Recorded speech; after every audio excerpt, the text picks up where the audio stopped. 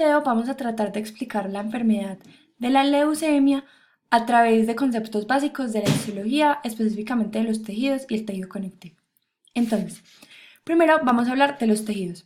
Entonces, los tejidos son uniones celulares con características similares y una función determinada. Esa función se va a determinar dependiendo del lugar del cuerpo donde esté y la función que necesita cumplir.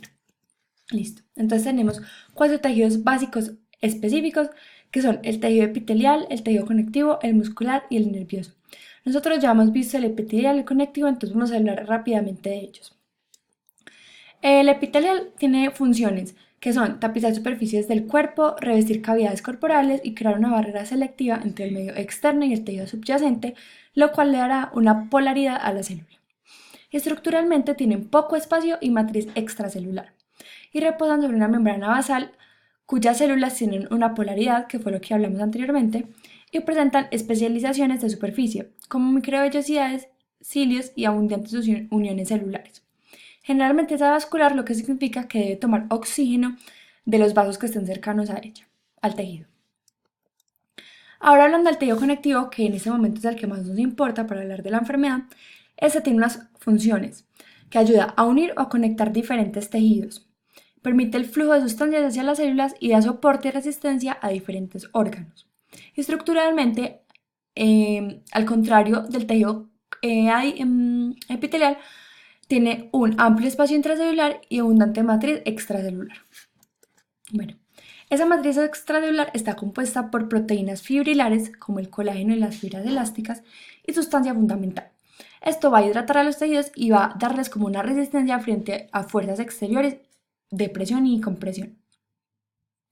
Y esa sustancia fundamental están los glucosaminoglucanos, los proteoglicanos y las glicoproteínas.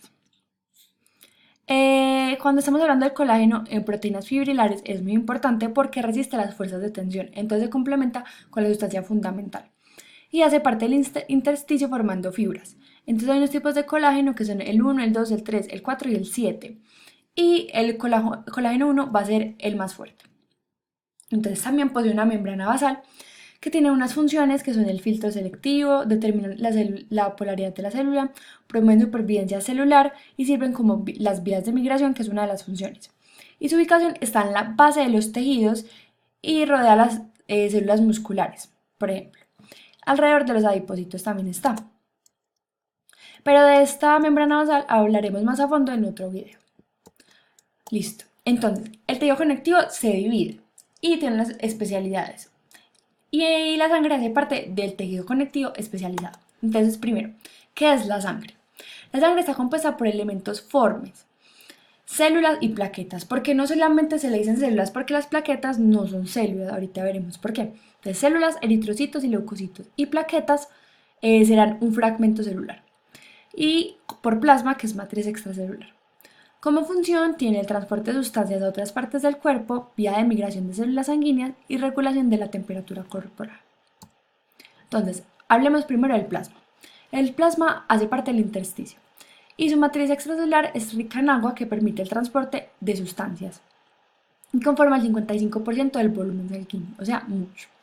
Y este plasma, dando como un detalle, se diferencia del suero, puesto que el plasma todavía tiene esos agentes coagulantes como el fibrinógeno. Listo. Entonces, hablando de los elementos formes, comencemos por el eritrocito, que sí es una célula. Y su función será transportar oxígeno de los pulmones a las células a los tejidos y hacer lo contrario, o sea, de las células a los pulmones con el dióxido de carbono. Y su estructura será que no tiene organelas, que las perderá por medio como de su génesis.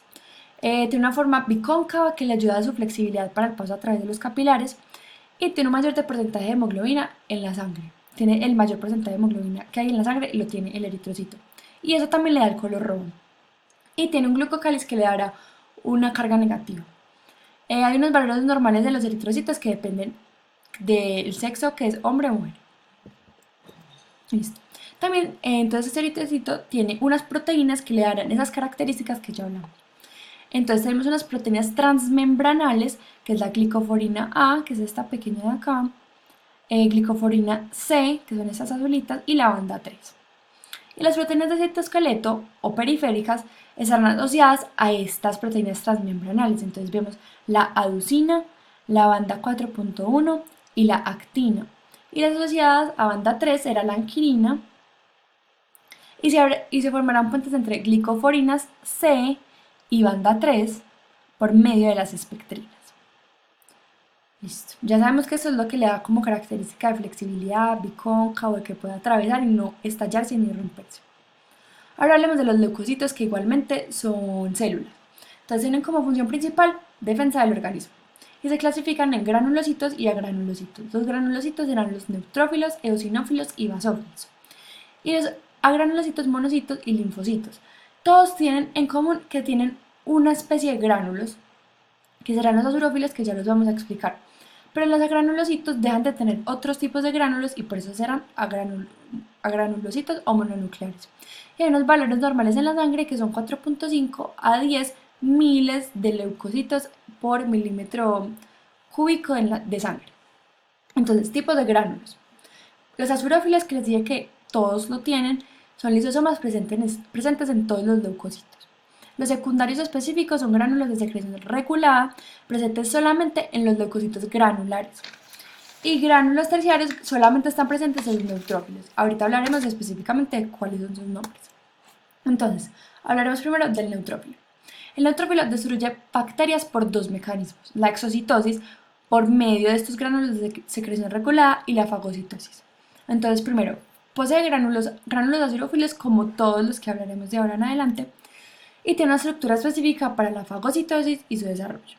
Y contenido de gránulos específicos que nos permitirán la exocitosis, y el contenido de gránulos terciarios, que es la gelatinasa. Tiene un receptor de membrana que será la inmunoglobulina G, y a través del frotis se puede ver como una célula con un núcleo arriñonado, segmentado pero en forma de riñón. Y al igual que todas, se originará de la célula mesenquimática. Listo. El polimorfo nuclear basófilo participa en respuestas inflamatorias de tipo alérgico, o sea, responderá a agentes extraños pero de una forma alérgica, dándonos síntomas alérgicos. Su estructura, igual que todos, gránulos azurófilos, presencia de gránulos específicos, receptores de membrana, será inmunoglobulina E, diferente al pasado, y destruye agentes para la prevención de reacciones alérgicas. Listo. El eosinófilo irá muy de la mano con el basófilo, pues regula su función. Entonces destruye la histamina. La histamina es lo que hace que se den esas reacciones inflamatorias que muchas veces queremos evitar cuando tenemos una alergia. Y va a fagocitar complejos antígeno-anticuerpo. Sabemos que hay sustancias extrañas, agentes extraños que entran a nuestro cuerpo y poseemos algo llamado anticuerpo que cogerá ese antígeno y lo neutralizará. Y este eosinófilo lo fagocita todo este complejo.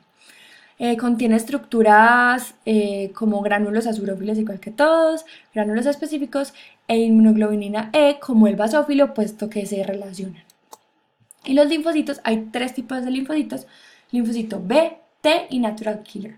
El linfocito B tiene origen en la médula ósea y su función es inmunidad humoral. ¿Qué significa que sea inmunidad humoral? Atacará específicamente a ese agente extraño, o sea, va a atacarme al virus, va a atacarme a la bacteria, al hongo específicamente.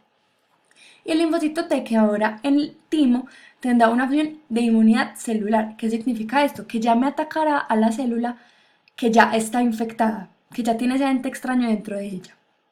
El natural killer me destruirá estas células extrañas que se están formando.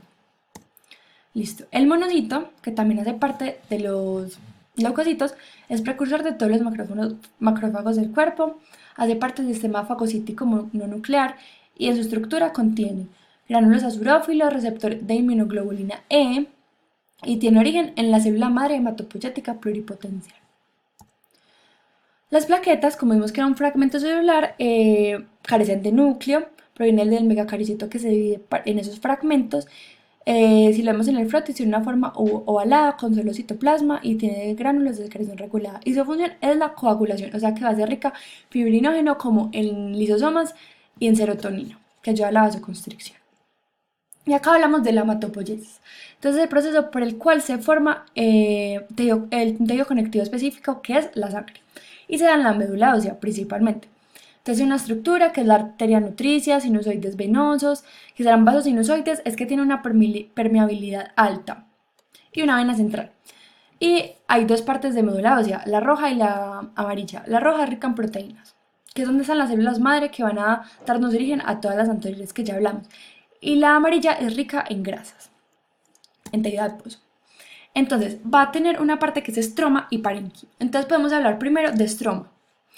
El estroma va a ser como el tejido de sostén que le da el parénquima. El parénquima será la parte funcional de la célula, del órgano, de lo que sea. Entonces, por ejemplo, los epitelios glandulares se reconocen como parénquima, puesto que estos conforman la parte secretoria de una glándula. Listo, aquí vemos la formación de los leucocitos. Entonces, primero, se forma una célula mieloide común, acá, que son los neutrófilos, basófilos, eosinófilos y monocitos. Pero los linfocitos específicamente es de un precursor mieloide común, linfoide común, perdón. Y ya sabemos que los precursores durante la formación, la génesis de todas estas células, no deben estar pues como normal en la sangre ese proceso. Aquí vemos como el proceso. Estas células al principio, antes de que se terminen de madurar, solamente es normal ver la última parte, las últimas dos células en formación dentro de la célula, dentro de la sangre. Entonces, maduración de los leucocitos. Normalmente, lo general es que disminuyen de tamaño, la cantidad de gránulos acidiófilos, aumenta la cantidad de gránulos específicos, aumenta la lobulación del núcleo y aumenta la condensación de la cromatina. Eso es específico. Entonces pasa de mieloblasto a promielocito, a mielocito, luego metamielocito, banda y neutrófilo. Entonces, ¿qué veremos normalmente en la sangre? Banda y neutrófilo. Maduro. Hablemos ahora de la leucemia después de tener todos estos términos muy claros. Entonces, ¿qué es la leucemia? Será un tipo de cáncer que afecta a la sangre y se caracteriza por el aumento de los leucocitos o glóbulos blancos. Entonces, realmente no se sabe la causa específica de esto porque se da, pero se atribuye que es por factores genéticos o ambientales que probablemente mutarán al ADN y harán que en este proceso, donde se da la génesis de todas estas células, se vea mal o incompleto o sea muy rápido este momento. Entonces, en la leucemia los leucocitos se multiplican y se aumentan de población, pero hay una porción muy grande y significativa de que no están completamente maduros y van a estar en la sangre, que es anormal, y no va a cumplir correctamente su función. Entonces esto puede ser una enfermedad aguda y crónica. Pues puede ser o aguda o crónica. Crónica sabemos que durará pues por mucho tiempo y es lento su proceso, como aumenta. Aguda es que simplemente se sabe cuándo inicia y cuándo termina. Y la leucemia, al ser las células anormales y maduras, debe haber como la función de defensa reducida y no nos va a proteger. Y todo esto comienza en la médula ósea, que es donde se da la leucopoiesis. Entonces el paciente con la leucemia es inmunológicamente comprometido. Una vez que estas células empiecen a acumular, puede presentar daños en diferentes órganos como el hígado, los riñones y pulmones. Entonces vamos a tener dos afectaciones que serán que no nos protegen de agentes extraños y además va a haber una acumulación que no es normal en la célula. Entonces se va a ver afectado el espacio intracelular. Entonces, a partir del documento de células madre pudimos encontrar que unas posibles soluciones. Entonces, las células madre son obtenidas desde la médula ósea. En leucemia, uno de los tratamientos puede hacer, además de quimioterapia, que es erradicar estas células que están dañadas, un trasplante de médula ósea, o sea, arreglar el problema desde raíz. En el factor estimulante de las colonias de granulocitos le permite al individuo receptor aumentar el número de células madres. Y esto hará que se dé la liberación de proteasas, que eran las proteínas que anclan las células madres al estroma de la médula. Entonces, así se evita que esto se dé, porque lo que está pasando es que se están liberando muy rápido células que no tienen nada que hacer en el cuerpo. Bueno, esto es todo. Muchas gracias.